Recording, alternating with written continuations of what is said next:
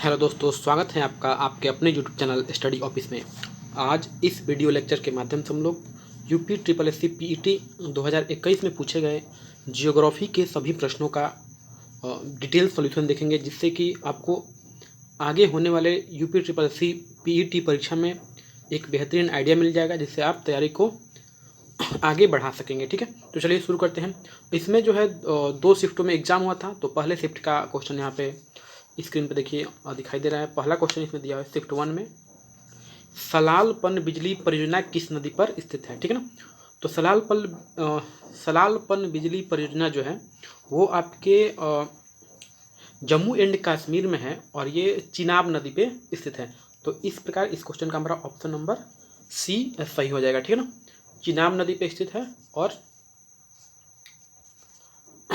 जम्मू कश्मीर में है। ठीक है ना, जम्मू कश्मीर में चिनाब नदी पे और दो परियोजनाएं हैं, जिसमें एक सतलज परियोजना है और एक दुलहस्ती परियोजना, और तीसरी ये सलाल पन बिजली परियोजना। ठीक है ना। इसमें और भी ऑप्शन देखिए, झेलम नदी है, इस पर तो कोई खास परियोजना नहीं है।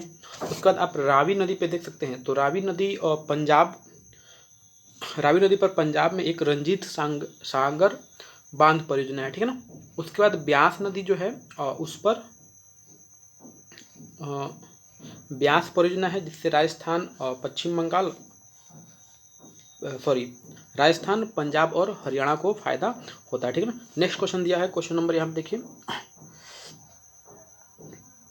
वसंत विषुव होता है। ठीक है ना। तो सबसे पहले समझिए वसंत विषुव क्या होता है।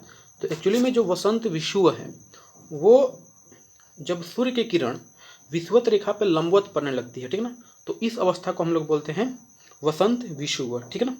और इस दिन जो है दिन और रात दोनों आपस में क्या होते हैं, बराबर होते हैं। ठीक है। तो विषुव जो है दो प्रकार के होते हैं, एक वसंत विषुव और एक शरद विषुव।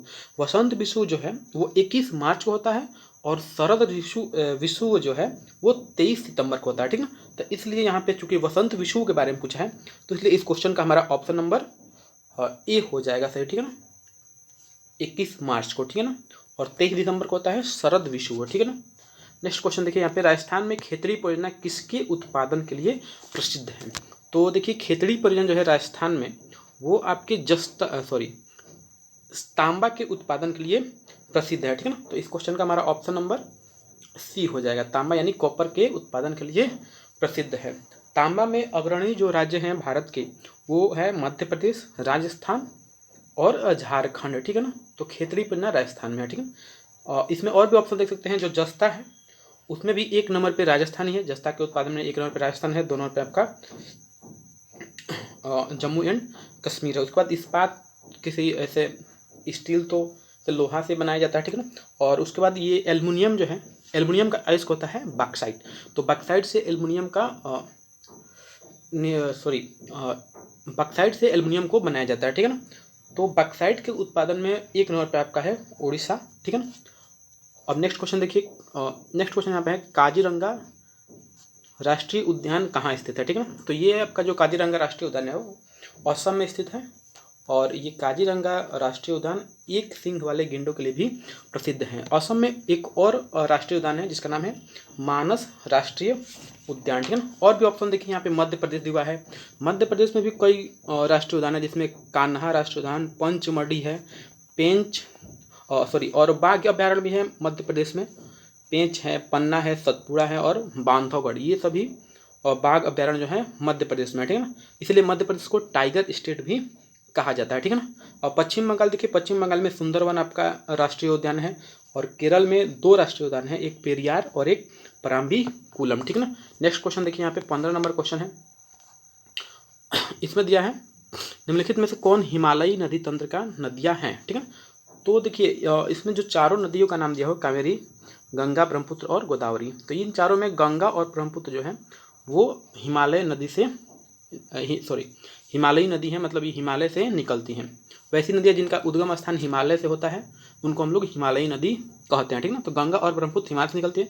बाकी ये कावेरी और जो ब्रह्मपुत्र है, तो आपकी जो कावेरी है वो कर्नाटक से निकलती है और गोदावरी महाराष्ट्र से निकलती है। ये सभी नदियाँ, जो चारों नदियों का नाम दिखा हुआ है, सभी जाके बंगाल की खाड़ी में निकलती है। ठीक है ना।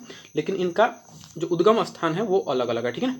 तो हिमालय नदी इसमें गंगा और ब्रह्मपुत्र यानी कि 2 नंबर और 3 नंबर। तो इस प्रकार से हमारा ऑप्शन नंबर भी इस क्वेश्चन का सही आंसर हो जाएगा। ठीक है ना।